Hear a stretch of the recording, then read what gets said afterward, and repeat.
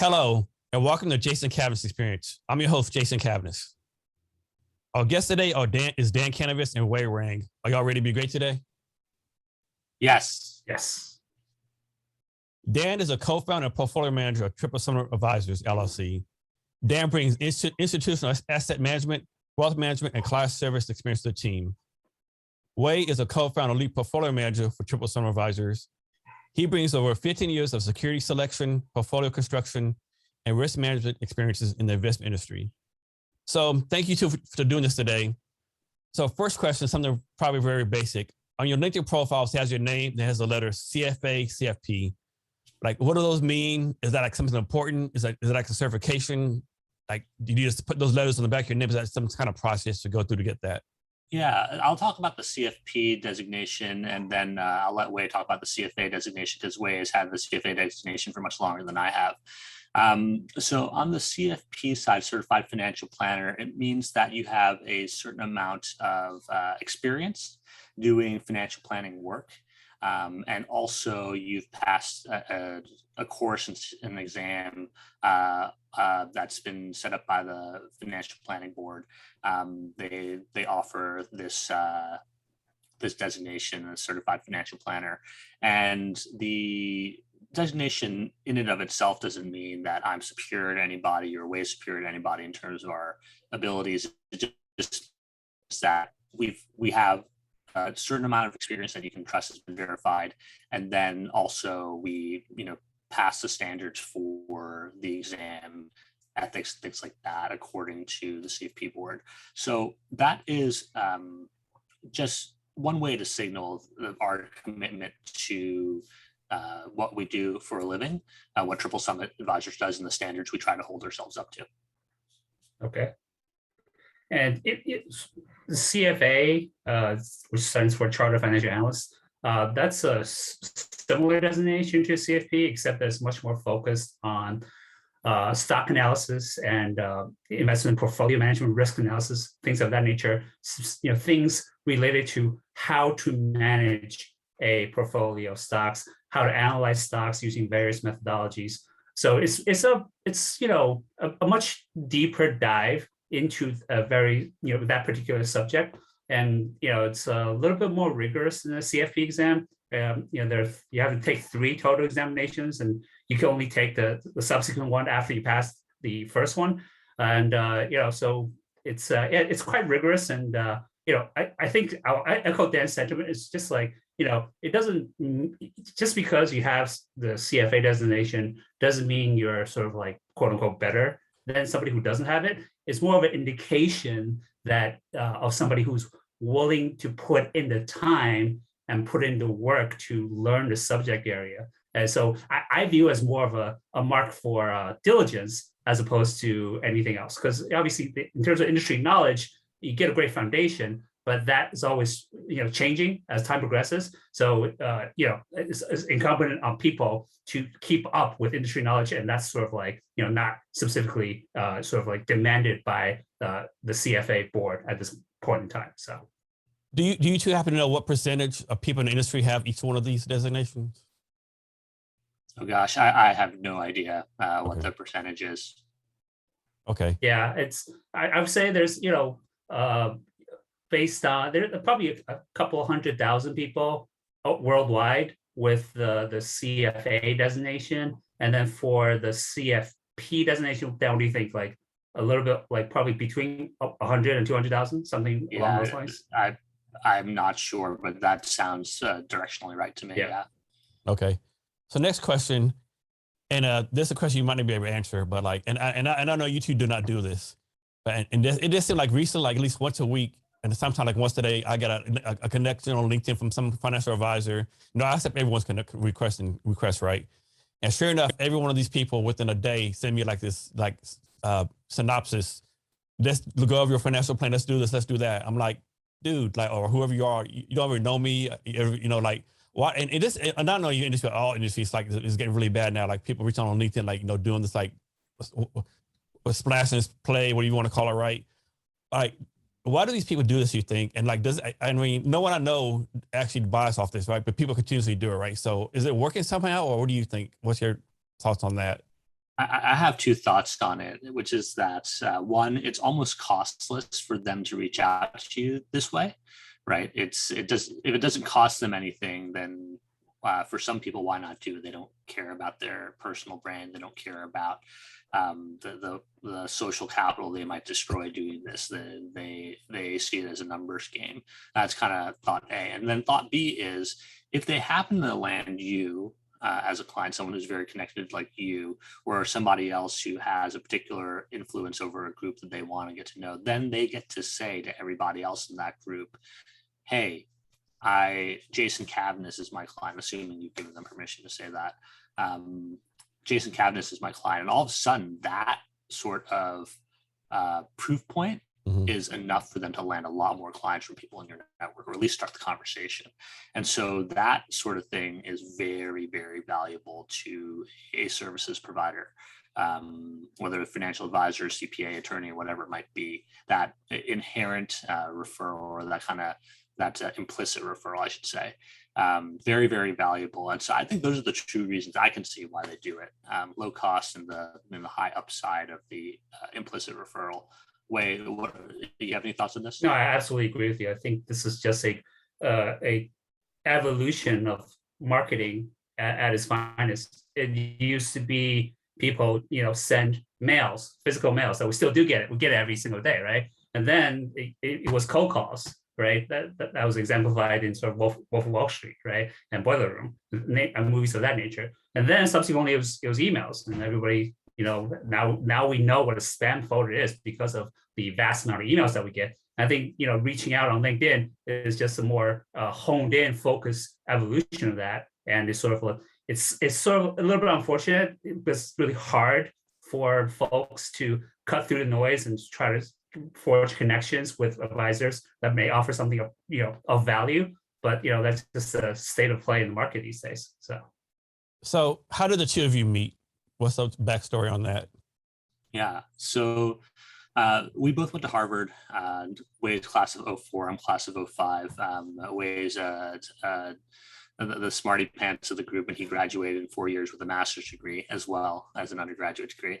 And we met through a on-campus organization called the Asian American Brotherhood. It was founded a few years, or by folks who are a few years ahead of us at Harvard, and they saw that the Asian American community at the time was quite disjointed. Different groups were kind of stuck with different groups. You'd be friends with people, but there was no kind of coordinated Asian American voice. And so they found it, and it's grown to be a really, really big, not in the sense of a lot of members. It's actually, the membership is actually kind of constitutionally limited there by the group, but in terms of impact on the campus, it's grown to be quite a big force on the campus, which is pretty amazing to see. For us, we joined when it was a lot smaller, a lot less well known. But that was the type of group where I think by design, because it was small, we forged really, really strong bonds. We did a lot of things together, whether it was work or play in college. And then afterwards, as alums, we've done a lot of things together too. And most recently, the spate of violence against Asian Americans that happened was something that we all tried to coordinate to do something about in a way that we could do as a group, that we could do individually, and that's as alums and as undergrads on campus too. And so it just shows you the type of bonds that were forged by this organization that we joined 20 years ago. And so that's where Wei and I originally met. Yep. So you bring up a good point. So follow-up question: can you talk about the points of networking for entrepreneurs, as people in general, how important that is to network with different people? Yeah. So I'll talk about this, especially in context of my experience here in Seattle. I arrived here 3 years ago, and Jason, as you know well, because you're not natively from the area either, the networks here of people are perhaps a little bit more closed off than they are in some other areas of the country, just culturally speaking. And so trying to meet with different people definitely is really, really helpful. But in the way I went about it, and I definitely think Wei will have his own experiences, having spent a lot of his career in New York and Boston.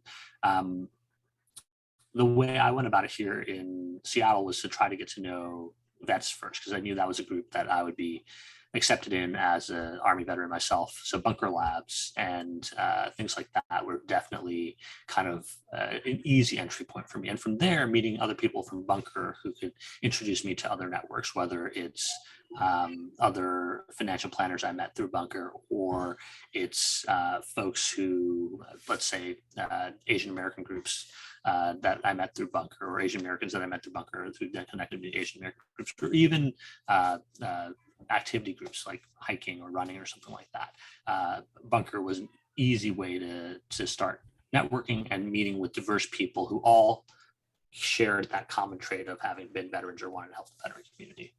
So I think that's the way I approach it, and I think it's really important to building any business. Wei, any thoughts on that, given your experiences in New York and Boston? Yeah, I would echo that. And I think generally speaking, I think networking is extremely important in this day and age. It is also somewhat personality driven. I would say that it's probably easier for extroverts to network versus introverts, and I'm probably more of introvert. Because like I think for extroverts, when they network, it's actually they receive a lot of external energy and they get more confident, they get more boosted up as a result of more networking. Whereas for introverts, it actually takes energy away from them when they do networking. So so basically, there's sort of like a time limit where I feel like I can be the most effective in terms of how long I network. But generally speaking, I think I echo Dan's points in terms of it's important to talk to key demographics. But in terms of the actual doing the networking itself, I'm in the vein of basically, I'm always in the mode of basically, what do I have to give? That's sort of the mode that I'm always at when I'm networking. I know there are a lot of people, there's some people, not I should say a lot, there's some people who are in the mode of, all right, what can I get from this person when I network with them? And I feel like that's sort of that's the wrong philosophy to take. So I always approach networking as something where, how I can help others as opposed to how other people can help me. So. Yeah, I'm an introvert too. And one trick I do is like something starts at 7 p.m., I get there at 6:45 and get them when they're walking the door, right? Because if I get there at 7:20, people are in the little cliques. I'm just not going to talk to them, right? I'm not going to do it. So I try to get early and try to get them. Yeah. And also try because some of these meetups and Eventbrite, they sometimes have the list of people. So I can pick and choose who I want to talk to, right? Kind of, stalk them on LinkedIn, whatever, and then try to talk to them then. That's what I try to do. So Dan's in the Seattle area, Wei's in the Boston area. Have y'all always been like in two different parts of the country for your business? And if so, how's that worked out? Because you've basically been remote before remote become popular, right? Yeah, we've always been remote. So we opened our doors for business in 2016, well before the pandemic. I used to be in the Bay Area. You might see over there in the background, there's a small map of the Bay Area that one of our clients gave me as a going away present when I moved here to Seattle. Before I was in the Bay Area, and then I moved here. And so those are the two places I've been as long as Triple Summit's been around. Being remote hasn't been a problem for us because for most of our lives post-college, we haven't lived in the same city, but we've managed to maintain a really strong friendship and then subsequently start this partnership together. I think the key, and this also, kind of ties into a question that people often ask me about, like, how do you choose the right partner to start a business with? The key is to find somebody whose values are in alignment with yours, because the day-to-day changes, the business reality changes, but values should stay pretty true over the course of your relationship with somebody. So find someone whose values align with yours and who and trust, given the actions that they've shown you before in their past. Not everyone has that that sort of fortunate situation come up, but I did in this situation. Wei was looking for a chance to start a business, so was I, and in this case, 1 + 1 was something greater than 2, so it ended up working out. Wei, your thoughts? No, I agree. I agree with you completely. Because we've known each other for so long, sort of like we bypass a lot of the usual back and forth that's necessary for when sort of like relative strangers come together to start a business. So I think because I know what Dan's values are and he knows what my values are, and we have faith in each other, so it opened up a lot of mental capacity and time for us to actually explore and get down and basically analyze the business and how to try to figure out how to grow the business, as opposed to worrying about the psychological intentions of the other party. And I think that's absolutely critical for how a good business gets started. So you have the same core values. However, I'm pretty sure y'all don't agree 100% of the time. What's your process for working through, quote unquote disagreements? Let's see. And I've been going first a lot of time. I'll take this one first, but then I'll switch it over to Wei for the next question or next set of questions. That is a very, very good question. And, the thing that I personally care about the most when there is a disagreement is communication, understanding the positions of both sides or all sides here, and making sure that every need or every desire is understood on the table. So the first thing I do is if there's some disagreement or some sort of conflict is I pick up the phone 100%. I do that with everybody. I mean, face-to-face would be even better, but we don't have that luxury, unfortunately, living on different coasts, and especially here with COVID. So I pick up the phone. So because so much gets lost in communication, in translation, with text, with email, nothing. I think there's no substitute for hearing someone's voice and possibly seeing their face and body language as well. So we do that to try to resolve things, and then we've always treated this as 100% partnership between the two of us. We review every investment decision together. We review every potential client together, things like that. There's no separate ownership of anything here in the business, although we do tend to specialize in different tasks. So we just try to come to some sort of, consensus on things we can do. And generally our rule is if one person says no, then it's a no. That's it. That's the way we try to operate things. That becomes problematic if there's too many people, but with just the two of us, I think that's not too difficult to achieve. So that's my thoughts on how we deal with conflict resolution. Yeah.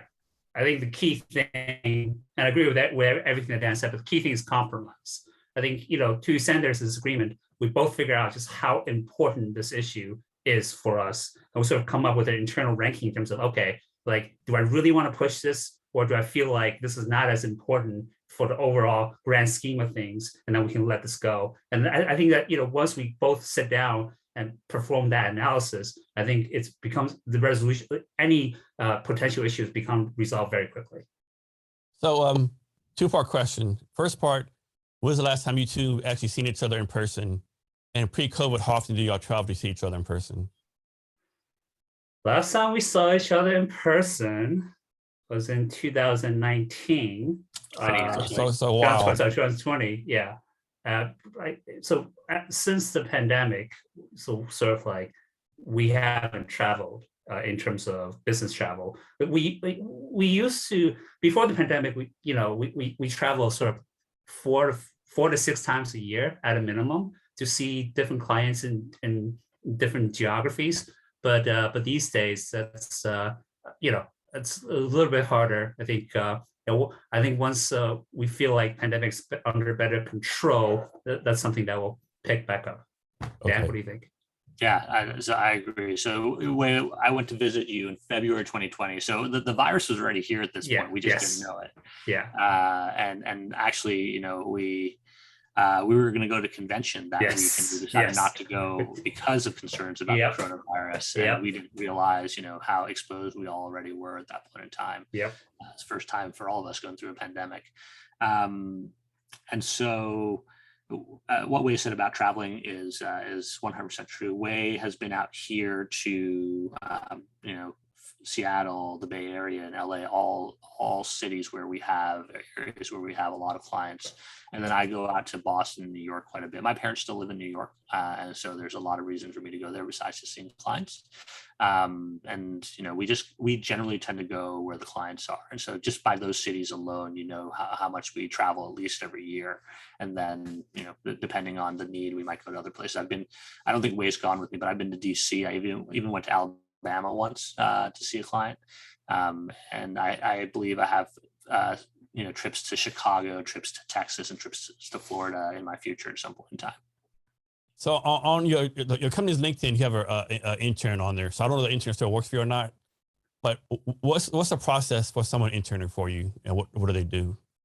All right, this is definitely Wei. Go ahead. Yeah, he doesn't work for us anymore because he's gone back to school. Okay. Because school just started. And yeah, and typically like hiring somebody for us, hire an intern or something like that. That's actually sort of like on a project by project basis, typically speaking. So like if there is sort of like a key project that requires some sort of like assistance for somebody in terms of data entry, things of that nature, sort of like, and I me and Dan, neither one of us had the time to do it. That's when we, go out and look for somebody. And, in terms of this particular intern, yeah, it was a special situation where there was a long-term project that I really wanted to get done, but I just kept on getting swamped up with all these short-term things that kept on creeping up. So we sort of decided to, pull the trigger and finally hire somebody to help us with that particular project. And the end result, is a blog post that we posted on our website that people can check out when they get a chance. So someone's out there during college or whatever the case may be, looking for their career, and they want to get into your industry and follow your career paths. What advice do you have for them? Like, what should they be doing? Dan, you want me to go, or do you want to go?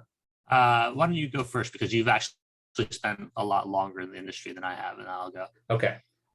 So to get into sort of like what me and Dan and I are doing currently, it's actually not on sort of like college folks like top hit list in terms of doing what Dan and I are doing currently. Because in terms of what the college folks, I think back when I graduated, it was they're all thinking about doing consulting, investment banking, and then obviously these days it's all about doing technology.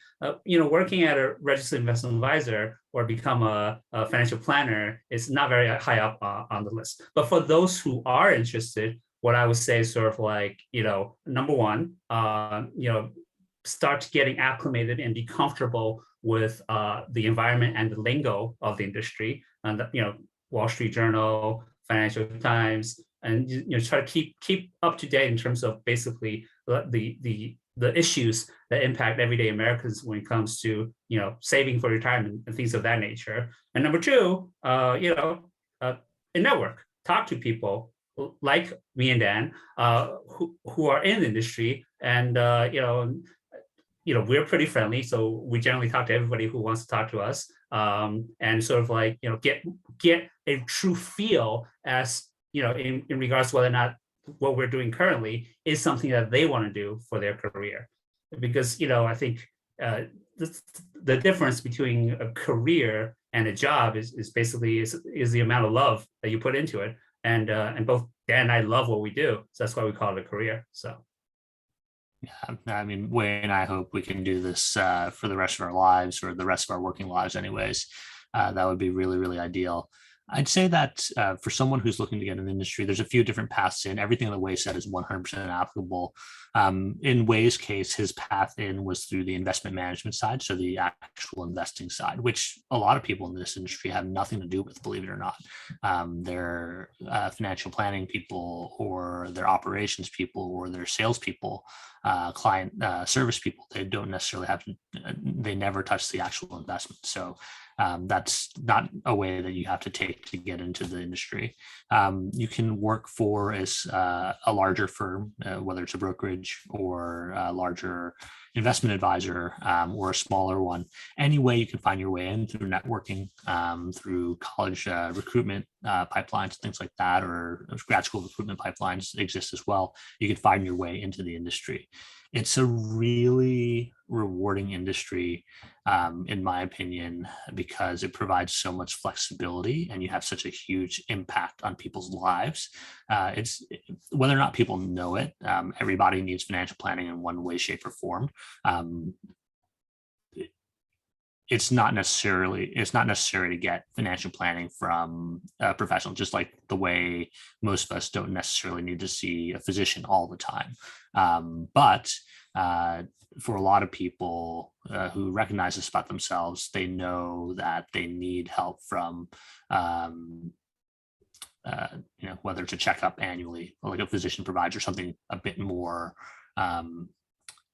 a bit more high touch, like a physical trainer would provide, a personal trainer would provide, where they provide ongoing advice and ongoing motivation. That sort of thing is very, very available in the industry, super, super rewarding. And I think anybody who's interested in it, please come talk to us and we'll tell you all more about it. So Wei, can you go do a deeper dive in your background? Oh, okay. So I came to this country from China when I was 9. Grew up in New York, grew up in Flushing, New York, after I came to this country. And then, went to Harvard, majored in applied math and econ. And like Dan said, I also have a master's degree in statistics. After that, I after graduating from college, I worked for a year and a half at Merrill Lynch. I call it Merrill Lynch because, it was an independent entity back then before it was acquired by Bank of America. And then, so after a year and a half doing investment banking at Merrill Lynch, for the next 10 years or so, I worked at various distressed debt and event-driven equity hedge funds. And then that was from 2005 to 2015. And then it was end of 2015 where I was looking for a career transition. So that's when I talked with Dan and started Triple Summit. And I've been working at Triple Summit since 2016. So that's my career background. So wait, so you got your bachelor's and master's in only 4 years from Harvard? Yes. So I was fortunate enough to accrue a fair amount of advanced placement credits when I was in high school. So I had a choice of graduating in 3 years from college if I wanted to. But since I was having such a great time in college, I decided to stay the full 4 years, but I didn't want to necessarily waste my time there. So I took a lot of courses and I got the master's degree at the same time. So first of all, what kind of high school did you go to that had advanced placement credits for Harvard? Like my goodness, like what in the world? Like, whoo. Well, I think AP advanced placement courses are offered in high schools all across the country, right? Well, so I've never heard of advanced placement for Harvard though. That's a different level, I think. No, well, I think most colleges, and Harvard included, takes into account the amount of advanced placement courses you take in high school. And if you have enough credits, you can skip a year of college. And, I was lucky enough to accrue enough credits where, I could skip a year and graduate in 3 years if I wanted to, but, I just chose to stay extra year and get another degree. So. Yeah, I'm guessing luck was like 10% and your hard work and dedication, like probably 90%. So Wei, follow-up question for you. And Jason, before he didn't actually answer your question, is which high school did he go to? He went to Stuyvesant in New York. Okay. Yeah, I went to Stuyvesant High School in New York. Public high school in New York City. So can you talk some about the drive and focus and dedication you had to like do that in only 4 years? Because a lot of people get a bachelor's in like 8 years nowadays, right? I didn't think it was I think it's environment based. Obviously I was placed into an environment where everybody was, on the top of their game. Everybody's super focused at all times, right? So it would have been actually weird or strange or out of the ordinary if you were super chill and so decide to graduate in 8 years. So basically, I think the broader environment, everybody talked to, there was a sense of angst and a sense of basically, oh, I have to get this done, percolating around all my friends and everybody I talked to. So basically, in that environment, I didn't feel compelled to chill. So I went with the flow, and basically, I think because that's what everybody did. So. And I'd like to add one thing to that too. That's so true, and I think a lot of people miss out on this being the true value of attending a place like Harvard or even STI as well. It's a very high achieving school, the best of the best in New York City go there. on the public side. But going to a place like Harvard, the value 100% is not in the books that you read or even the professors that you have. I mean, they're certainly valuable, but it's not the true value of it. The value is in the friendships you make, the friendships and the connections you make, the network you build. You don't even think of it of networking at the time, but it becomes your network. It becomes your lifelong network. And it gives you access to opportunities, to choices and options in life that you otherwise won't have. It really does a great job of propelling, public school kids like me and Wei into access to things that we otherwise wouldn't have. So I might be making this up. I remember hearing a story somewhere where I can't remember where this guy was telling a story about he was in college. He was going he's going like Duke University. He was struggling, right? He making D's, C's, barely hanging on. And his roommate was kind of like making like all A's, like just doing really good. And so the son called the dad and said, "Hey, dad, I don't waste your money. I'm not making here at Duke University. Let me transfer back to the public school, back to state or wherever, public school." And the dad, like, well, what you don't realize is like this guy who's killing it, he's gonna rub off on you, right?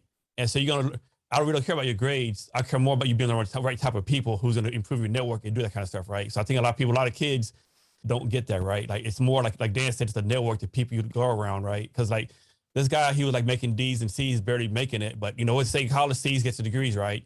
And his roommate just high achiever, what's better than that? Yeah, 100%. Students at age 18, age 19, they just don't know. Most of them don't know. I certainly didn't. That the bonds that you're making then are going to be the things that pay off for you in the future. You don't look at it as transactionally at all. It's just, it becomes your life. I mean, I met my wife at Harvard, right? Talk about a payoff for the future. So that's the same thing I'm going to teach my children. Now that I've had that experience, Wei and I are both the children of immigrants. You heard about him moving here at age 9. My parents are from Thailand, and I was born in the US, but they moved here in the 70s. My parents and Wei's parents didn't have that perspective to offer to us. So we had to learn it on our own. We had to discover that on our own. But for our children, we'll absolutely impart that lesson upon them. There's a reason why Wei and I really emphasize great schools in where we're choosing to live.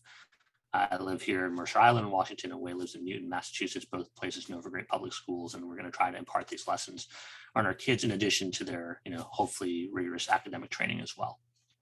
Hey, Dad, you never went to Building 1411, did you, for Bunker Labs? I don't think you did. I've been there, but I didn't spend much time there. You probably didn't meet him, but downstairs there's a Thai restaurant. The lady and the husband, they actually cooked for the Thailand king for like 10 years. Oh, wow. Yeah. Okay. Well, what's the name of the restaurant? It's downstairs, 1411. It's the only restaurant there. Hopefully it's still there, yeah. Okay. So they did that. I'll check them out sometime. Yeah, they cooked for them for like 10 years. Then they left and they cooked on a cruise ship for 10 years. Then they came here and had the rest like maybe 10 years. Yeah. So okay. I mean, that's a big deal in Thailand. If there's universal like love and reverence and acclaim for somebody in Thai history, it's the recently deceased King Rama the Ninth. He was universally revered. I mean, even to this day, he still is. So that's a big deal. Yeah. Yeah, I remember me and my family were in Korea for 3 years, and my wife has family in Thailand. So we went to 2007 and 2008, like 2 weeks each time. And first thing the brother said, "Hey, don't never say nothing negative about the king. Don't mention it because his pictures everywhere you go." So yeah, that's very ingrained in you if you go visit there. Absolutely. So Dan, now for you, can you give us a detailed deep dive on your background? Yeah. So I grew up in Scarsdale, New York, which is a suburb north of New York City. The type of place where people move in again for the schools. The schools are very good. Great community to grow up in, and I felt really grateful for a place that where the community was safe, and the parents and the teachers and the administrators all invested in the opportunities that the kids would have. A large portion of it was a public school, but the type of public school where typically you had to have some money to move into town, that sort of thing. the type of public school where a lot of the students at the top of the public school end up going to, fantastic, top 25 schools for college. And I was lucky enough to land at Harvard. I felt really grateful for my time, again, growing up in a system that gave me so much opportunity. I wanted to do something to give back. And so I actually volunteered for ROTC a few days before 9/11. And 9/11 hadn't happened before. I showed up to ROTC as something I knew I wanted to do. At the time, Harvard didn't have an ROTC program. It got kicked off campus in the 80s, I believe, and it got sent back to campus, or it's now back on campus, which is great. But the policies at the time were not in accordance with what the Harvard faculty believed, and so I had to go to ROTC down the street at MIT, and did that. And that was a great experience. Ended up commissioning as an artillery officer in the Army, and spent 2 years in Korea and a year in Iraq, and also a year in training. Back in the day, artillery school took 6 months, and then it took me a bit of time to get through Ranger School and Airborne School as well. So that was my 4 years in the Army. I was in Iraq on a military transition team advising the Iraqis. It's something we hear a lot about in Afghanistan recently, that we also had the mission for in Iraq back in 2008, 2009 when I was there. And then when I got out, I was lucky enough to land at UC Berkeley Haas for business school. My wife got a job out in San Francisco as an attorney. So that was what brought us out west originally around 2010. And I worked out of Haas in investing, in credit investing for Prudential. Great team out in San Francisco, great people, super intelligent, super motivated. But I found the work to be not for me, oftentimes, just the day in, day out nature of the work. And so I ended up leaving, going to a startup where I could have a bit more what I felt like was impact. And part of the reason for this was, even though I loved finance and investing, which was what I was doing at Prudential, I didn't feel like I was having the impact I was having in the military. The military kind of spoils you a little bit. Once you hit the leadership ranks, whether it's on the NCO side or the officer side, you have a lot of impact and a lot of influence on people's lives and events. It's just incredible how much responsibility is given you as a young age, whether you're a young sergeant or a young lieutenant. And so I missed having that impact. So I went to a startup where definitely my decisions mattered. My decisions end up, helping the company succeed or fail. And that startup eventually became what's now known as Zipline, which does drone delivery of medical products. It wasn't at the time when I joined them, but it was a robotics company. And so I was there for 2 years before we started Triple Summit Advisors together for a combination of being able to do financial planning and investing our own way, flexibility for our families. Both Wei and I had young children at the time. We've both added one other young child to our family since then. And luckily, our wives supported us as well, and worked corporate jobs to help bring in healthcare while these two entrepreneurs got started. Yeah. So that brings me up almost to the present. We moved to Seattle 3 years ago to be closer to family. My wife's sister lives up here, so that now brings us up to the present. So Dan, talk more about how being an Army officer set you up for success to be an entrepreneur. Yeah, great question. So in the military, this is a common misconception that people have, that in the military, you are told what to do and you don't have to think. You have to be just an automaton that listens to orders and don't have to think for yourself. And nothing could be further from the truth. The way the US military especially is set up is that the commander or someone above you gives oftentimes what their intent is for a job that needs to be done, or a set of tasks that need to be completed, or a mission that needs to be achieved. And they don't necessarily tell you how to do it. A, they don't want to tell you how to do it. And B, they don't have the time or resource. They got to move on to the next thing. So you have to figure it out on your own. So it's a constant set of problem-solving challenges that you need to figure out. Again, whether you're a new enlistee at the lowest ranks or you're at a higher level, it's just constant problem-solving, constant challenges, and always something new too. That's the wonderful thing. I mean, talk about you constantly be rotated to new units, even though you might stay in the same specialty, you have different jobs, whether it's an operations officer, a logistics officer, or you're doing even something as simple as staff duty, where you're the person who's responsible for overseeing certain things about your unit and making sure that the commander is notified if something happens, all that stuff. You have that duty for 24 hours. You still got to figure out how to do it, right? You still got to figure out what are the priorities and things like that. What things come up, you got to figure out what things set up the chain, which things you don't. If that's not entrepreneurship, I don't know what is. Constant challenges constantly changing, constant problem solving. Not you're going into the office, you punch the same buttons every day and then you leave. Like that is not the military, and that's certainly not entrepreneurship.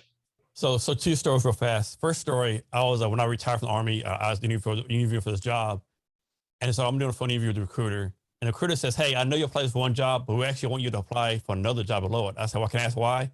While the job you applied for has 5 direct reports, and this one doesn't. Well, I retired as a major. I told them all the stuff I did, blah, direct reports. Oh, we understand and appreciate it, but at our company, we let our people have feedback toward their bosses, right? And we know the Army is just a do what I say, do thing, right? I just almost fell out, right? So okay, this ain't the company for me, right? Yeah, not the right company, yeah. No, and the next story is when you talking about like the commander's intent. Like one time I was getting a lot of stuff to do, so I started delegating my people. And one person said, like, what am I supposed to do with this? Like, I need more direction. I was like, if I need more direction, you listen to me. We need to find another job. So either you figure this shit out or you send you someplace else, right? Because I don't have time that, you're this rank, you should be able to do this. I can give you some training guidance, but like, you got to help me here, right? And that's, people don't realize that. A lot of students, it's like this, like, here's this stuff, figure it out. This, don't do this, don't do that, and people don't get that about the military. I mean, I look at it this way: the Afghan evacuation that happened over the course of about 2 weeks, right? Something like that, 2-3 weeks. That obviously there were faults with it. There's no doubt about it. I think everyone would agree on that. But they managed to move 100,000 somewhat. It was 100,000 plus people during that time, with security vetting, with all the security challenges that were going on, things like that. And they deployed a total of 1,000 extra troops to do that. Tell me what organization in America can deploy 1,000 people and do all that security vetting, all that maintaining security, maintaining discipline under the super harsh conditions, under a threat of attack, which eventually happened, and that you can do it by giving no feedback at all, giving just an automaton that's just able to do it and not think for themselves. There's no way. People aren't paying attention if they think that you join the military and you just stop thinking. Yeah, exactly. So next question, first for Wei, but for both of y'all. Talk about the importance of having your spouse or significant other being supportive of you as an entrepreneur. That is the most important thing when you're starting anything in life, pretty much. Right? I think there's a common saying that Dan and I go by is, happy wife, happy life. Yes, and, Dan says that. Dan says that many times. Yeah. So we're both, strict believers in that, because like a human being only has so much mental capacity, right? So, if Dan and I are going to be 100% focused on our business, sort of like we need to have as little distraction as possible elsewhere. And if we have sort of like our significant other is sort of not on board with what we're doing, that means that we're fighting a war on both fronts, right, so to speak, and that's a guaranteed way to lose, so to speak, right? So everything that we do, sort of like, we keep our significant others, very much involved and make sure they're happy, is because when they're happy, so Dan and I are allowed to do and can do what we are happy doing, and it's sort of like it's a virtuous cycle in that regard. So yes, I would say having a happy significant other is the most important thing when you're doing anything in life. So in my experience, and especially during the early days, I'm seeing Wei smiling here. I think back to all of the different things that I'm sure he's referring to in his head as well. The kind of individual instances of 100% what he said. In my experience, I think that if you don't have alignment with business partners, then that's setting yourself up for failure. If you don't have alignment with your life partner, then that's also setting yourself up for failure. So both Wei and I definitely made it a huge point to make sure that our wives understood what we were trying to achieve, the conditions under which we were trying to achieve it, the financial impact on our families, things like that. That this is not something that would have happened without their support, and so we're very grateful for that. And we, would urge all people who are looking to start businesses or even change jobs and just start something new to really think about the impact it's going to have on their families and on their significant other before doing that. And oftentimes they're going to be supportive of you because that's they chose to be with you. Right? You just need to find a way to make sure that everybody's needs and interests are met in an acceptable way for the people involved. So next, a two-part question, and kind of a little personal. So I'm assuming both of you doing pretty okay, right? You're doing well. Both to Harvard, and so your kids are going to have certain advantages, I think, right? So two-part question. Part one is like, how are you going to make sure your kids are going to have the same drive and focus you did and take advantage of opportunities you're going to be able to give them? And part two, for someone who's out there who's like, like coming from a single parent, low income household, what advice do you have for them to like have focus and drive and succeed like y'all did coming up? That is a great question. I'll tackle this first. So first is, how can we try to make sure that our kids, have the same drive, that sort of thing? I don't pretend to have any sort of, secret sauce to this because I haven't lived it yet. And even if I did, I can take 100% of the credit, even if I were successful, I'm sure. My kids are almost 6 and almost 2. And so I'm not speaking from experience here. What we're going to try to do and hopefully do is show them that hard work and working smarter as well is what matters, as opposed to the status that they have or the situation that they're in being what matters. We're going to try that a lot. I think there's some advantages here. All 4 of the two of us and then our spouses, all 4 of us are definitely hardworking people by our standards, by what we believe. And so I think they hopefully have some good role models to look up to there.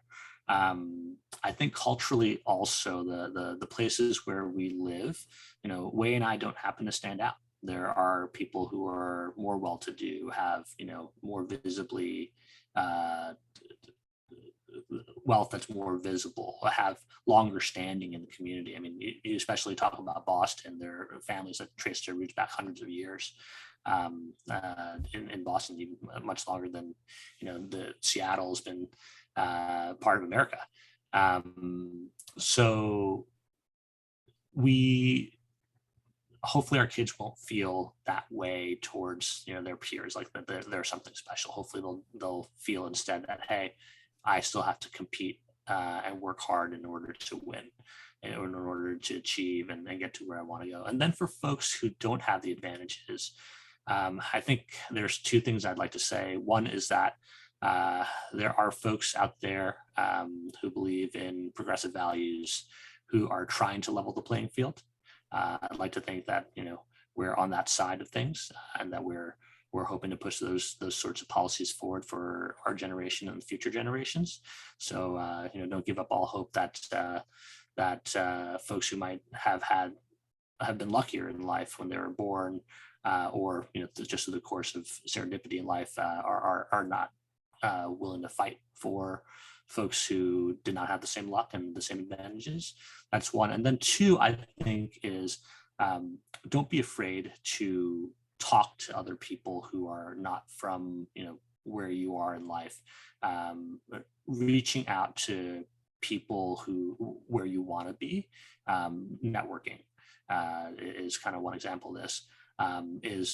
I think it will elicit a better response than most people think. A lot of people might think, oh, well, I come from a lower income home, or I don't have any connections. What do I have to offer someone I reach out to? Oftentimes the people you reach out to want to help and can provide advice and connections and use their influence to help you. But two, also, you do have things to provide, whether it comes in the form of experiences that you can share or working, right? So if somebody who's really motivated, and I've seen this happen many, many times, who's really, really motivated, wants to achieve something, and they're willing to show they're willing to go above and beyond what somebody else who might feel entitled to that position or privileged to take that position is willing to do, oftentimes that person stands out and they're given a shot. When you're given that shot, or when you work hard to get yourself to take that shot, take it, right? And you never know what things might happen. This is very random, but I just read this morning.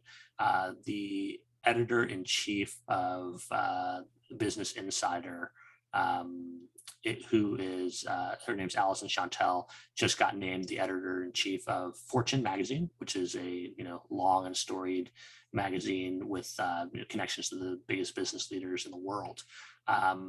And I just happened to be reading her bio. She went to Syracuse for undergrad at a very great journalism school there. But I would imagine if you look at the bios of the people who typically held this position, they probably had some fancy sounding colleges on their resume, and you could tell that she's also the first woman who's the editor-in-chief of Fortune. You could tell she definitely put in her hours and put in her time and blood, sweat, and tears to reach where she is. And kudos to her. I also think she's a fantastic journalist as well.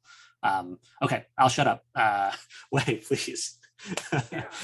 Stop me from talking. No, I agree with everything that you said. I think it is hard for parents to impart their specific values to their kids because circumstances of their lives are very different than circumstances of our lives, right? So I'm just imagining sort of like what my parents went through and the values that they try to instill in me. At the time I probably didn't understand it because my life experience is very different than theirs. And I'm sure, going forward to my son and to my daughter, their life experiences will be very different as well. So the only thing that I can do is sort of communicate as much as possible. Just basically, talk to them, explain to them where I'm coming from, explain to them sort of what are the driving forces and living circumstances that sort of like push me to do what I'm doing, and basically lay out my reasoning and offer them a choice in terms of, okay, so this is what I did. These are the reasons why I did it. You can choose to do, the same thing, or you can choose to do something else. But at least, I'm giving them a choice, and I'm not trying to basically force my will upon them by sort of like saying, oh, this is what I did, so therefore you have to do the same thing. I don't think that is the right framework in terms of communicating with the kids. So I think for me, imparting my values is number one thing, is communication and making sure that they understand where I'm coming from and not to approach the things that I'm trying to teach them in a sort of like my way or the highway type of criteria. In terms of sort of like advice for those who are not as fortunate as me and Dan, I think it's important to realize that sort of unfortunately there is a sentiment of unfairness that percolates in this country and globally. And what's important is okay, it is important for us to realize that of the unfairness. That's number one. But upon realization, I don't think people should be stuck in that mentality that because I've been dealt a bad hand in life, therefore I don't have any chance of basically striking out on my own and running up the social ladder, so to speak. I think people should use sort of like where they are in life as sort of fuel, as motivation to basically drive to where they want to be. And I think sort of like that's sort of like been how sort of like, say, immigrants, accounting for me and my parents and other people I know, how they sort of been able to achieve what they've been able to achieve in this country. It's a matter of basically of realizing that sort of like just complaining about things is fine, but it doesn't get anything done. So basically keep the complaints inside, use that as motivation to drive to a better future is the way I look at it. So this just popped in my head, and I just remember this. So I took a history class at college way back in the day. It was like pre-American history before 1776. And the settlement, in Virginia somewhere, and the talk around the town elders was like everyone had came from England, crossed the Atlantic Ocean, built up the settlement, all that kind of hardship. And they were worried that their kids would be soft because they didn't have to cross the Atlantic Ocean. They didn't have to build the settlements. And the discussion was, how do we keep our kids from being soft and, and being like, not being hard like it was. So even way back then, that same conversation go like, how do you, like, you don't want your kids to suffer like you did, quote unquote, or go to hardship. But then again, but then you do kind of, in a kind of way you do, So how do you balance that? Yeah, for sure. It's a sentiment as old as time. And I just look to American history, and what Warren Buffett says about it is that America's best days lie ahead. I have tons of hope and tons of expectation, frankly, for future generations and being better than us, and finding their own ways of working hard to, move things forward, whether it's on things as global as climate change or more local, like fair housing policy, that sort of thing. And so I have hope and faith that future generations will be better. But as far as the micro level about our specific kids, we're just trying to do the best we can. Yeah. So another random story, and again, I don't know if it's true, but you know how you hear stuff. Supposedly, Bill Gates did someone to dinner at a fancy restaurant, and so dinner's over, and they each pay their own bill. And Bill Gates' son gave like a 500% tip, like crazy money, right? And Bill Gates gave the typical 20% tip. And so the guy was confused. And Bill Gates was like, "What's wrong, son? Well, I can't ask you that. No, ask me. Well, Mr. Gates, like, you're the richest man in the world, one of the richest men. You gave me like standard tip. Your son gave me all this money. I'm like, oh, that's simple to explain. My son is a son of the richest man on earth, or one of the richest men on earth. I'm the son of a woodcutter, right? So like, he always thinks himself as a woodcutter, where his son like thinks he's rich all the time, right? So So this story has to be apocryphal because Bill Gates is not the son of a woodcutter. Yeah, that's what I thought. Yeah, that's what I thought. Yeah, his father's actually quite the high-powered attorney here Okay. in the Seattle area. They have some standing, yeah, or his father was, yeah. I always thought that was funny. Yeah, but I think the moral stands. Yeah. So next, let's talk about your company's core values. Like, talk about the process of deciding your core values, like how you two like went back and forth, like on the core values, and all that process. And how do you make sure like you keep living your core values for the company every day? So I'm going to turn this one to Wei, because I think Wei probably has we definitely had some back and forth on it, but my memory is notoriously bad and fuzzy. So thinking back to 5+ years ago, yeah, he's laughing. 5+ years ago is tough. I bet you Wei has a clearer recollection of, how we hashed this out. So we forged the preliminary details of our firm over dim sum at a basement restaurant in Boston, right? And basically in it, we sort of like really talked about sort of like what we want to do, and how we want to serve, our clients. So, we realized we wanted to go the registered investment advisory route because we wanted to be fiduciaries, right? We didn't want to be beholden to any broker dealers. We didn't want to be beholden to any insurance companies in terms of sort of like selling products. So we wanted to, offer the products that make, the most sense to each individual client. Essentially, we wanted to treat our clients the same way, sort of like we treat our own money. So that's why we decided to go sort of like the registered investment advisory, route, right? And in terms of sort of like the other values, sort of like that we advocate. So basically, we realize that basically that doing financial planning and doing investment management is sort of like a long-term process. And basically, we're not going to take any victory laps if we sort of like beat the market over the course of a day or a week or a month or even a year. So basically, like, that's how we are ourselves with our own money. So basically, if we're going to treat our clients the same way, we tell them, hey, we take a very long-term view.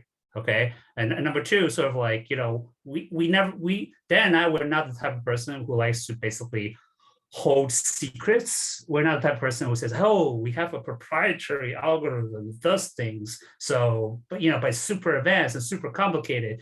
So you got to invest with us to get in on it because it's only for an exclusive group. That's not how we operate. So anything that we do, we're very transparent about it. So basically, anything that we buy, anything that we sell, all the clients see it in their respective accounts, and they can talk to me and Dan at all times about why we did certain things. I get plenty of phone calls asking from our clients recently, and be like, "Hey, why do we buy this? Why do we buy that?" And we talk to them about it. And sort of that's why we value educating our clients and value transparency. Okay, and we realize that basically not every single person is a good client for us. So basically, we're somewhat selective in terms of who we pick. So we talk to them, we do a lot of due diligence, and we make sure that their values, goals, and expectations align with our values, goals, and expectations, so that there wouldn't be any miscommunication going forward, so that it will be a mutually beneficial and growing relationship, as opposed to basically a destructive relationship where it's purely transactional. Those are the type of relationships that we don't want. So basically, that's why we say we're very selective about our clients. And I think last point I hit, and this is I think the biggest one, is that we want to stress that we eat our own cooking, and basically a significant portion of my net worth and Dan's net worth is invested in the same products as our clients. I would say about 10% of a firm's AUM is our money, is my money and Dan's money, right? So, and basically, that's I think is one of the key differentiators, because you talk to a lot of financial advisors, and they do a very good pitch about sort of the awesomeness of different products. But when you ask them about sort of how much of their own net worth is invested in the strategies of their own firm, a lot of times you come back with crickets, with nothing, with basically, and they come up with excuses, right? And that's not the case with me and Dan. Basically, we eat our own cooking, we pay for our own cooking, and basically we are 100% aligned with our clients. And so that's the last point I want to hit. So. And when Wei does a really good job with service, I leave him a 500% tip too. Yes. So next follow-up question: who is your ideal client? So I can take that one. So for us, we are looking for someone who really is willing to roll up their sleeves a little bit and kind of get their hands dirty and willing to work on their own financial plan. Not to say that we're going to say, "Oh, you need to do all the work yourself." We want them to work with us, right? We want somebody who's willing to put in that work and understand that it's for their long-term well-being. And so in that way, we do view ourselves a little bit like personal trainers, folks who are going to give it to you straight, help you set a plan for the improvement that you want to see in your life, and try to bring best practices for how to get there. And so we don't say, "Oh, well, we only market to or only want clients from the tech world, or we only want clients who are physicians or attorneys," or anything like that. We never say anything like that. But we do tend to resonate, what we found in the past, most with folks who are kind of in our stage of life. So say mid-30s to mid-40s, sort of folks with kids who are still going through school, elementary school, middle school, that sort of age typically. And then folks who are still building their careers, so not quite yet at the peak of their careers, but still building their careers. And folks who realize, "Hey, I make a lot of money now. I've kind of made it to where I want to be financially, which is great, but I don't necessarily know what to do with that money, that excess money that I have. And I'm now finally generating excess relative to my expenses. So what do I do with it? I need a plan." That's typically where we come in. Yeah, that's exactly it. I don't have anything else to add. So next question, and again, something personal: which one of you is a Lord of the Rings fan? I think that's both of us, right, Dan? Yeah, I'm certainly a fan. I certainly enjoy it. I've seen all three movies, of course, or the original movies, or the Peter Jackson movies, I should say. And I read all three books sometime in college. But I like fantasy generally. Sci-fi, I like even more. And the reason I asked this, our listeners know, on the website somewhere it says, we're not Middle Earth. It's not one wing to rule them all. Like, so it goes into the philosophy a little bit, right? So I thought it was pretty good. Oh yeah, that was Wei. That was definitely Wei. So you'll notice if you go through the website and you kind of read different things we write or different things that we even say, anything that that requires a bit more complex literary thinking, Wei 100%. Okay. 100%. Have you read Wei, the Going to the West? It's Going to the West, right? Yeah, Journey to the West. Yes. West. Yeah. Yeah, you've read it, right? Yeah, I read it. Yeah. The Chinese epic sagas like that. Think that term, those sorts of grand pieces of art. When you think you see any writing there that has literary references. Nice. So next, let's talk about something else. Let's talk about COVID. It seems a lot to unwrap right now. COVID, of course, is bad. People die. That's bad and all. But some business has been a great opportunity for them, right? And then, Yes. Another thing too, we're talking about, I guess we're talking about the restaurant industry first, as I hit a lot, right? So, and you can agree or disagree, but I think one thing COVID did is so entrepreneurship is hard. I think it forced a lot of businesses to go out of business that would have went out of business anyway, right? And so maybe they would have been business in 5 years, but now COVID got out of business in 1 year. Yeah, a lot of business were innovative, different things. Like a lot of restaurants, like curbside driving, delivery, like different things they did, right? So I just think COVID forced the great entrepreneurs to tip the game and be even greater. And the bad companies, instead of being out of business 5 years, they were in a business now, right? And then talk about how it affected your business, what you've seen through COVID, positive and negative. Yeah, so I agree with you with that viewpoint, Jason. I agree with you that, sadly, the statistics show a lot of businesses that get started shouldn't have been started to begin with. And COVID is certainly something that would accelerate their demise. For us, COVID has hampered us in some ways and helped us in other ways.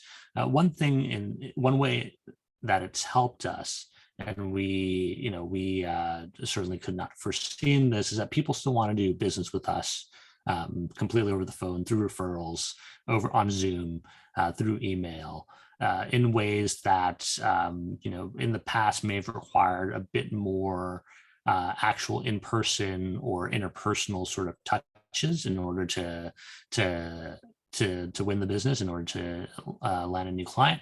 And now, because this is just the reality we live in, people are willing to do it and much less than that. We even had someone reach out to us, two people actually reach out to us, and one of them became a client because they saw a Reddit post about us. I remember that. Yeah, right. I talked to you about this, Jason. A Reddit post about us, and neither of us are active on Reddit. We did not write anything on Reddit. Someone else, the post went something along the lines of, I met Dan at a Seattle angel investing event. I would recommend him for financial planning. I have no idea who wrote this, zero idea. And yet it managed to lead to a client, a prospective client reaching out to us, who then became a client as a result of this post. So, whoever wrote that on Reddit, thank you. Thank you. Appreciate it. I'm glad you had a good interaction with us. And then on the damper side is we would like to see people more personally. No matter what, there's still no substitute for that. We miss our clients in the Bay Area. We miss our clients in New York. We miss our clients everywhere. And we would love to see them again and give hugs and things like that. Actually, speaking of people and updates from people that we can't see, Wei, Tan just had his baby boy. Okay, awesome. Yeah. So that's great news. A friend of ours and a friend of the business just had his first kid, so that's really great. And we would love to be able to see him, but we can't because he's in Vancouver. Nice. So, can you talk about your business model? Like, how do y'all make money? Yeah, I'll give this away. Okay. So we make money one or two ways. So if somebody comes to us and they just want a financial plan, says, hey, here are all my data in terms of my income, expenses, what I have currently invested, when do I want to retire, what do I think sort of my expenses are going to be in retirement, we pull all that together and sort of like we can formulate a pretty detailed financial plan where we give them sort of like a percentage chance that basically that by the time they get to sort of like a certain age, that they will have money left over, for retirement and things of that nature. So drafting that's sort of like, some of our clients do that, but I would say sort of like, not the majority of our clients sort of like ask us to do the second part, which is just investment management, where basically we manage certain portion or all of their assets for them, invested in sort of across sort of like the 4 different strategies that we have, and we charge a asset under management fee that's paid out once a quarter, and the fees can range anywhere between 0.65% to 1.5%, depending on the type of strategy that the client picks. Yes. So, suppose you have a client. Does like Wei take care of the client, Dan take care of the client, or you both tag team and both you take care of the client? I mentioned this previously. There's no separate ownership of any particular part of the business by us. It's a partnership, and we want it this way. We both interface with our clients, and we have something around somewhere between 140 and 150 at this point. Yep. And they speak to both of us, or whichever one of us they would like to. Is there a maximum number of clients that you can handle? So the standard kind of conventional wisdom in the industry, in the financial planning, wealth management industry, is that each advisor can handle about 100. And beyond that, you start to lose details and lose effectiveness. And I think that's probably true. I think if we were to onboard another 50 clients over the next several years, that we probably hit capacity in terms of being able to take on new clients, unless we do one of two things: either hire so that we can take on new clients, or unfortunately let smaller clients go. And I don't know if the second one is particularly palatable to us, especially since we really, like Wei was saying before, we really value each relationship that is we have, and we're very selective about people we choose. So unless it's worked out against the way that we thought it would, why would we let somebody go? So during our pre-talk, you said that you haven't like quote unquote fired a client yet, but what would be your process be for letting a client go? What would a client have to do for you to go to them, hey, like this isn't working out? I'll go first with this. I think they would have to be wildly off from the expectations that we had from them, both explicitly and implicitly, when we first onboarded them. So I'll just give a random example. If someone that we onboard who says, hey, I'm going to have very, very little input into investment decisions. I know you guys are the pros at this. I'll let you handle it. We're going to stick with the plan, et cetera. And then, something like yesterday happens where the market's down, not even a few percent, but it got a little wiggly. And they, call us and say, I want to sell everything right now. Like I can't stand this. And we say, hey, we talked about this plan. It's a multi-year plan, ideally multi-decade plan. Like these sorts of things will happen. We've seen it happen. We've been through recently worse, right? Please don't freak out. And they just keep on repeatedly hammering us with this and going against our recommendation, that sort of thing. We have to say, from a professional standpoint, from the standpoint of, hey, we're professionals, and if someone's not going to listen to us, then we're not serving them well. You're better off served by somebody else. And so I feel like that's the way the process would go. Wait, you have thought to this? No, yeah, we lay out how we're going to operate from the very beginning to all of our clients, saying this is how we're going to operate. This is how often we trade. These are the type of things we buy, and this is how often we communicate with you. So all that's laid out, and basically, yeah, it's basically when that's laid out, but it's sort of like it's not what the client is. When it's laid out on a piece of paper, I think a client could realize, okay, I can accept this. But when sort of like things actually happen, and when quote unquote stuff hits the fan, so to speak, right? Like yesterday, people didn't realize what sort of person they are, and they have a first instinct to do things. And part of our job is try to basically, keep people from doing their, sort of like perform their worst instincts type of deal. But, we're mostly successful with all of our clients in that regard, but sometimes we're not. And those are the type of clients that, even though we try our hardest, we just couldn't help. Those would be the ones that we unfortunately have to let go. So from the number of customers or clients you have, what percentage have stayed with you? Like, I have to imagine it's a pretty high percentage that are still with you, right? That you rarely lose a client, right? You have that percentage? I think more than 96%-ish. Oh, wow. Well, you've actually done the math on this. I've done the math on this, yeah. So pretty high, Nice. pretty high. Yeah.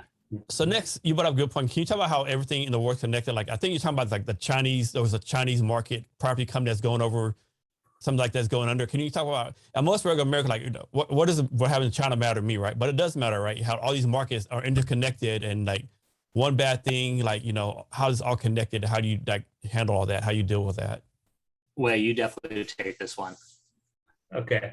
Well, so there is a large property development company in China that's having some liquidity issues right now. Basically, they have a lot of debt outstanding, and they only have so much cash, and they're having trouble paying the interest on the debt, as well as paying off the debt when they become due.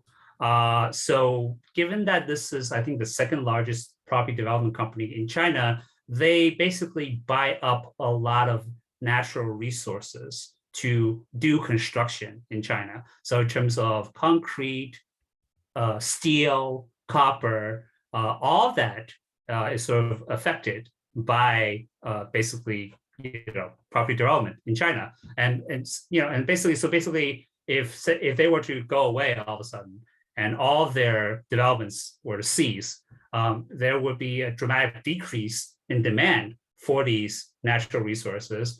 And I think there's definitely a lot of companies in the US that basically export these resources to China for this purpose. So that's sort of like a direct way of basically, US companies will be affected by anything that's going on in China right now. I mean, indirectly speaking, sort of like if there's a sentiment shift in China, all other property development companies and all other Chinese companies, for example, basically now are under a microscope about what might happen.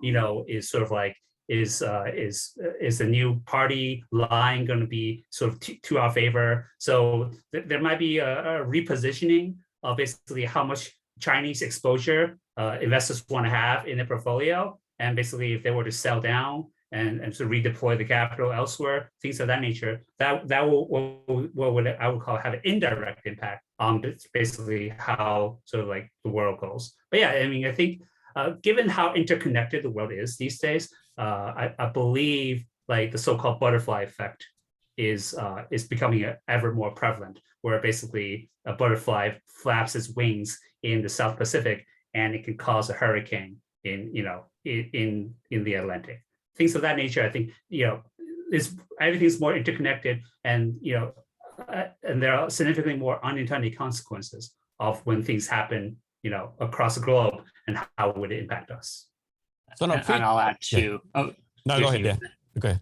Just on this point that we've always told people, and it shows in our actively managed portfolios as well, that we've been super selective about how we choose to engage with Chinese securities, partially for this reason, the government risk of, hey, the government can change its regulatory stance at any point, and basically with no pushback from the companies themselves, and also partially because you can't always trust the accounting that comes from Chinese companies. So it's just the nature of the capital markets there, unfortunately, and that's we take that risk into consideration when thinking about them. Yeah. So in a pre-talk, we talked briefly about a bill in the House right now. Can you expand on that and how that's going to affect people? Okay, so I'll take this one. So basically, I think the House Ways and Means Committee basically voted on a bill as a part of sort of like the aggregate $3.5 trillion infrastructure spending. And within it, there are certain provisions that would basically change the way that Americans can save for and also invest for retirement. Now, obviously, everything is in preliminary stages. There hasn't been a full House vote yet, and obviously, even if there was a full House vote, the Senate would have to vote on the same thing, and then there will be a reconciliation process. So, it's not 100% for certain that every single one of these provisions in this bill will be, ultimately passed and signed into law by the president.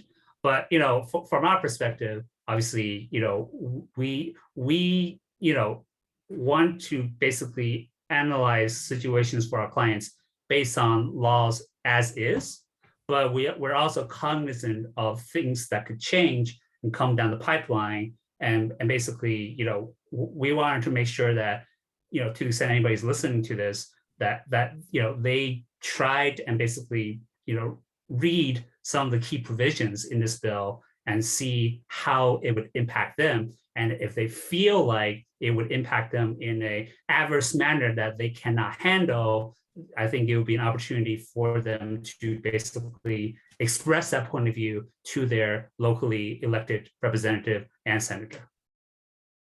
Thanks. Dan, do you have anything to add? We were in business when the Tax Cuts and Jobs Act, the Trump tax bill, passed. And when that happened, there was a lot of scrambling that went on among people who were affected by that. I think the thing that affected the most Americans, like right off the bat, was there was a deadline for state and local taxes, the SALT tax cap. That some people try to prepay their property taxes and things like that, and kind of really get that done before the deadline happened. There's a chance that something like that will happen again, which is why we pay attention. But also the other lesson from that is that people were scrambling back then, and it was a major overhaul of the tax code, but ultimately life goes on. The tax code has changed, numerous times over the decades, and life will go on. None of this is going to be, a game-stopping sort of development. So how do you two keep track of all these changes? Like, are those federal changes, I'm sure the state changes, city changes? What is like, you get like updates from somewhere? Or how do you keep track of all this? Yeah, that's a great question. So at the local level, it's impossible for us to say, oh yeah, I know exactly what's going on with Dallas taxes and San Antonio taxes and wherever, the Chicago taxes or some municipality outside of Chicago where a client might reside. It's impossible for us to keep track of all of that. However, we do keep track of the major trends that happen in certainly at the national level, oftentimes at the state level as well, where in places where we have a lot of clients and also where we know clients are particularly sensitive to these tax changes. But in the end, we are not tax advisors. We don't tell anybody what to put on their 1040 and their tax return. With the IRS is the CPAs and qualified tax professionals who we can either refer our clients out to or help them evaluate whether or not theirs is doing a good job. And so those are going to be the folks who are going to be most useful in ultimately making sure that your tax situation is properly prepared and not in conflict with any new laws, regulations. We do help with tax planning though, and that's part of what we do. Anyone who comes to talk to us who wants to better understand how taxes might affect them, we're 100%, that's part of the conversation we have. So you two already talked about this, but can you go in more detail, like how the company got started, what you're focused on right now for your company, and what's the vision for the company going forward? Okay. So as far as how it got started, the two of us both reached a point in our careers where we had a confluence of a few different things. One was we were stable enough financially with the jobs our wives had, things like that, where we knew we could launch something ourselves. Two was we were motivated to do financial planning and investing our own way, as opposed to doing it for previous employers that would dictate the way we did things. And so starting our own business made sense there. And three, we both had young kids at the time, and we were both working long hours for the employers that we had. Anyone who knows anything about the hedge fund industry knows that it's not known for being a great place to raise kids in, and a great place for easy working conditions. So Wei was definitely looking for a change from that at the time. And so kind of those confluence of those three factors at that time made it a good chance for us to work together. Where we are today is we're at about 53 or 54 million or so in assets under management, about 150 clients, as I mentioned before.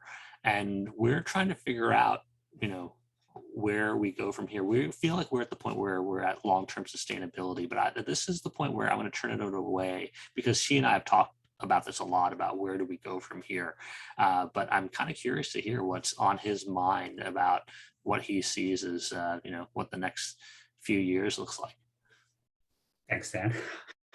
So like Dan said, I think I gotcha. We're at a point where we reached sort of like sustainability as a business. I think we've always targeted about 50 million of assets under management where we are sustainable. And above and beyond that, sort of is a philosophical choice as to whether or not we want to continue to run the business as a quote unquote lifestyle business, or we want to basically really hamper up and put it into overdrive and basically transition the business into sort of like its own entity. It's sort of like, even if Dan and I were to go away, the business itself would still stand, so to speak.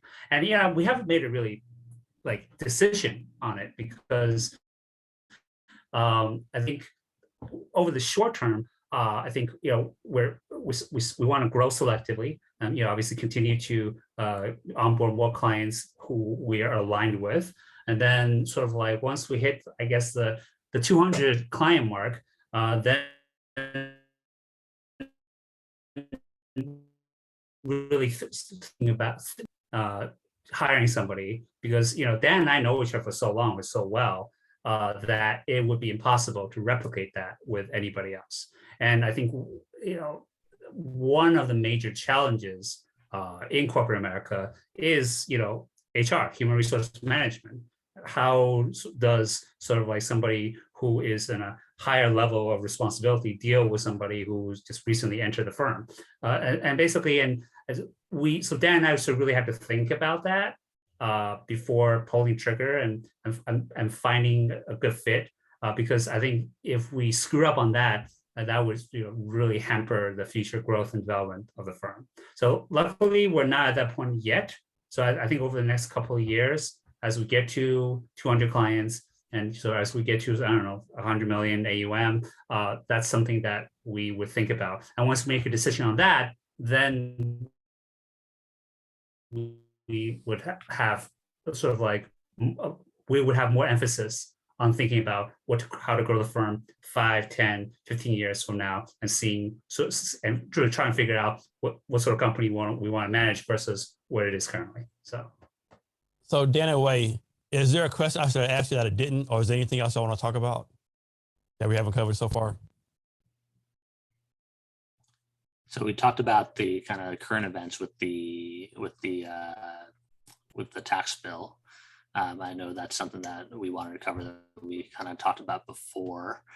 Oh, Jason, you wanted to talk about Bunker a little bit that we. Oh yeah, I forgot about that. Let's talk about Bunker. Yeah. So Dan, so we both volunteer at Bunker Labs.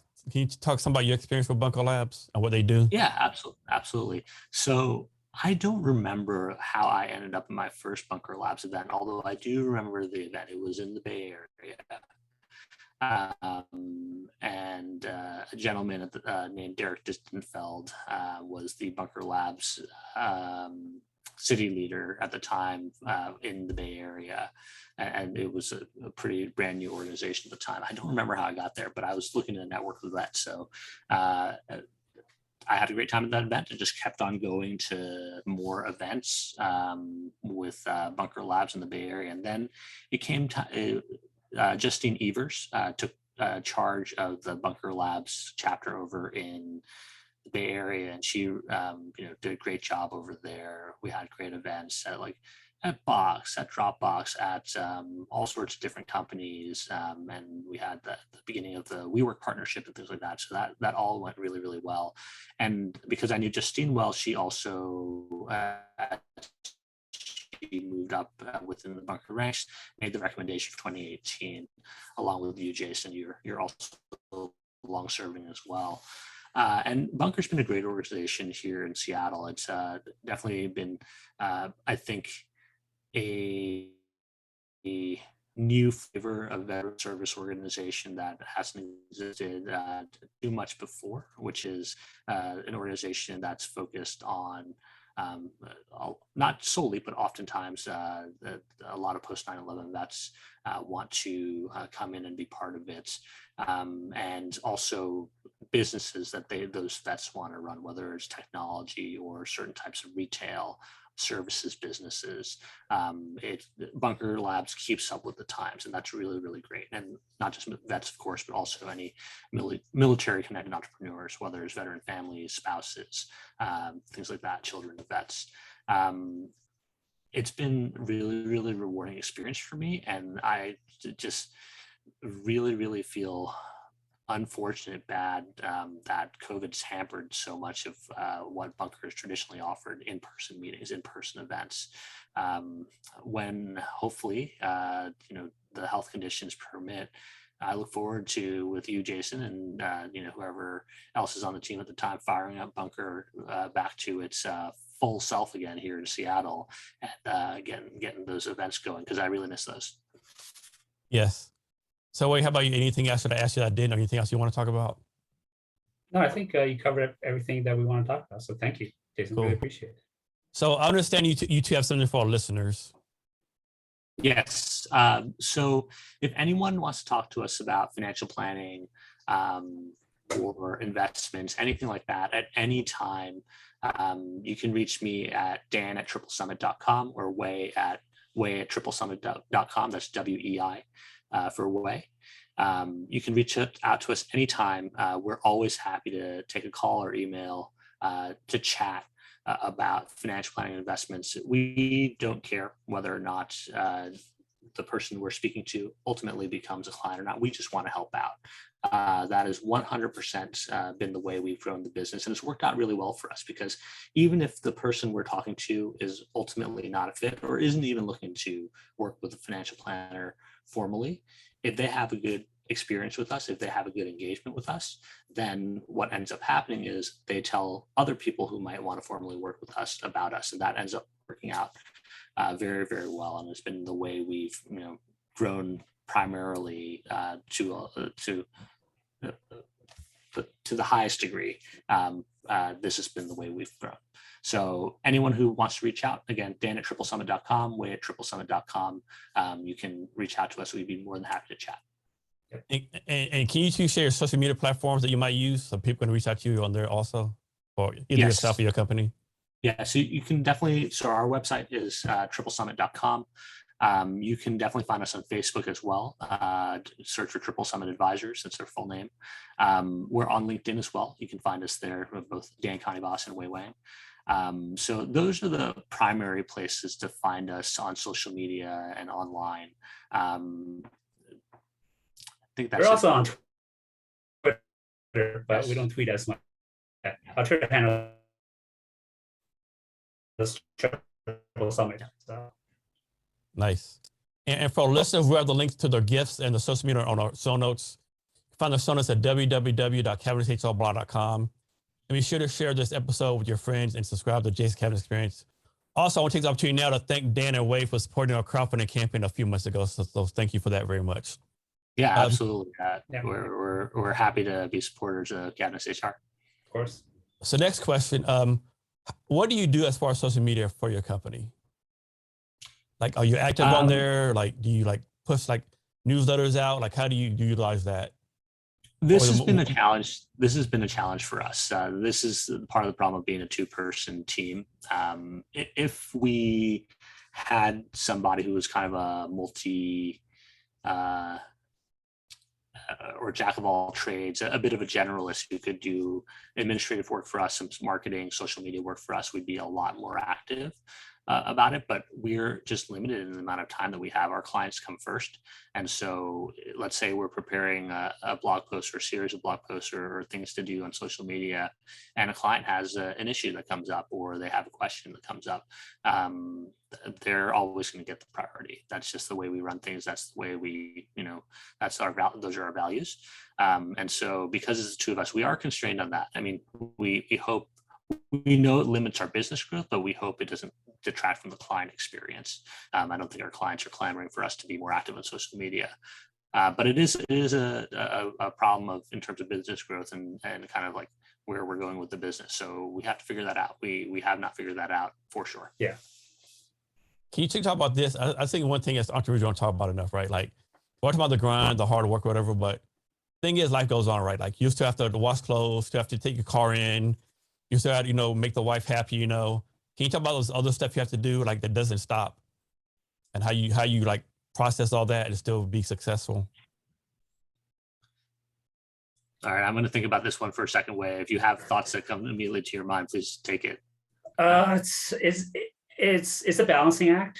I think one of the things that people struggle with in America and across the world is sort of how to balance sort of like their career versus all the responsibilities they have to their kids, their wife, their significant other, and basically their friends, right? Because we only have 24 hours in a day, and the more time we spend on one thing, as less we have in terms of time to spend on something else. So basically, I think what's fortunate for me and Dan is that our scheduling is relatively flexible. Because we are quote unquote our own bosses, we can set our own hours. So I can work at any time, and I could be sort of doing something else that my wife wants me to do at any other time as well. And that's the goes for both of us. So because we have that flexibility, I think it's been easier to basically negotiate with our significant others and negotiate with our kids and our friends to basically maintain the relationships that we have in that regard. And we don't necessarily offer up the excuse saying, oh, I have work, for a lot of different things. So having that flexibility is really key for both me and Dan. But at the same time, it's about sort of like devoting necessary amount of time and hours and basically an effort into maintaining these relationships. Because a lot of times sort of like people come back from work after when it's 5 or 6 or 7 and they're really tired, and it's hard for them to then pick up the phone or go somewhere to meet up with their friends and basically chat. And everything that we do in that regard is a way to maintain and grow a relationship. So the way Dan I feel basically it's a matter of practice, and basically even when you're really tired, you just gotta try your hardest to basically reach out and talk to your friends, talk with your wife, talk with your kids, keep an open dialogue, and I think that will make you more fulfilled any given moment in time than any dollar amount in bank account ever will. I'd add too, that I agree with Wei 100%. And I'd add that, someone else said this, that saying no is a superpower. Learn how to say no to things. Try to cut out the more extraneous parts of your life, and they'll creep in. People will always request things of you, especially if you're the type that likes networking or knows the value of networking, things like that. People are always going to request things of you, and you just have to know where and when to say no. So that you can. It's not an easy skill to develop. I certainly still work at it and struggle at it myself. But try to stick with that. Try to simplify as much as possible so that you can really focus on the things that matter. So Dan and Wei, we're kind of end of a talk. Can you give us any wisdom or advice on anything you want to talk about? Yeah. Okay. So I'll go first on this, and you know, we had clients yesterday again when the market went a little sideways, just a little bit yesterday, who kind of wavered a little bit and got worried. They probably watched a little too much financial news and things like that. What I would like to say is that basic blocking and tackling works. A lot of folks come to us and say, oh, my friends achieved this, you know, how can I be here in 5 years or 2 years, or I want this now, right? And they're like, and then they might say something like that, oh, well, I've seen this asset, you know, crypto or whatever it might be, has gone up, you know, 300% in the last 2 months. Like, how do we get more into this, that sort of thing? And there may be a time and place for all this, but you have to get your basic blocking and tackling down first. It seems boring. It seems like, why is this necessary? But all of us, when we're going through school, we learn basic grammar, we learn basic arithmetic, we learn, you know, basic approaches to foreign languages first before we do the advanced stuff. Getting your financial house in order, the basics of financial planning, the basics of, you know, drawing down your consumer debt, maximizing your retirement accounts, having an emergency fund, all these basics are super duper important. They will set you up for long-term financial success. It's not something that you have to work on an advisor with. You can read tons of great books out there that talk about it. Financial Planning for Dummies by Eric Tyson is one I recommend all the time. And it's, you know, basically soup to nuts textbook on how to do financial planning for yourself. If you do this, you will be in much better position than 95% of Americans. And then the world becomes your oyster after that. You have so many options once you get your financial life in order. And then if you want to talk about investing in crypto and speculating in that, have at it. But please, please, please get your basics down. If you don't know what those basics are, like I said, you can read a book or chat with us. We're happy to. Again, whether or not you want to work with us, we're happy to chat and help anyone along their journey to feeling more secure in their financial plan. Yeah. Yeah, I just want to stress that last point in that you are not alone.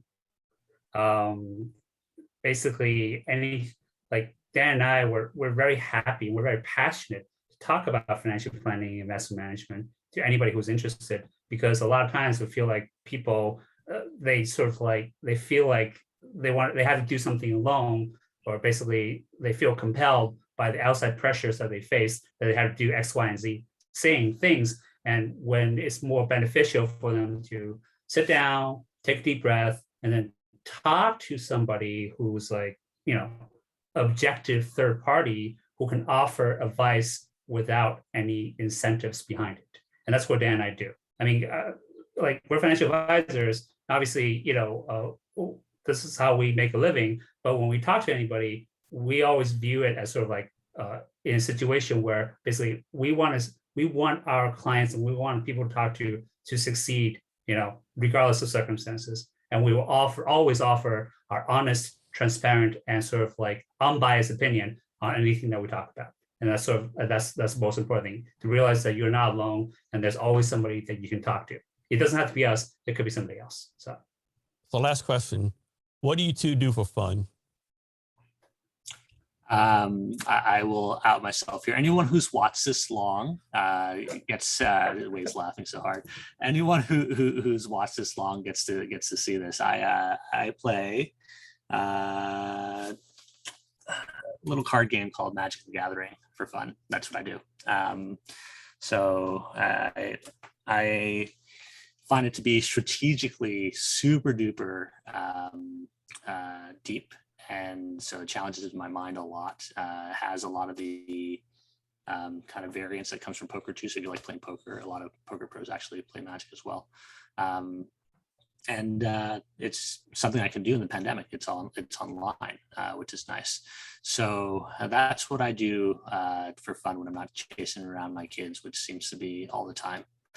So that's me. Yeah.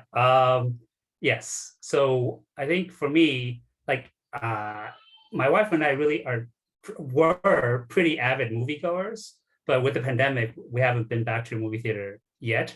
I think we're hoping to hit a theater soon to watch Shang-Chi and the Ten Rings pretty soon, because I think that's the first big one that's come out since the pandemic that seems to be pretty awesome and worthy to go to the theater for. And beyond that, sort of like I enjoy sort of like a lot of sort of like walking and like on trails.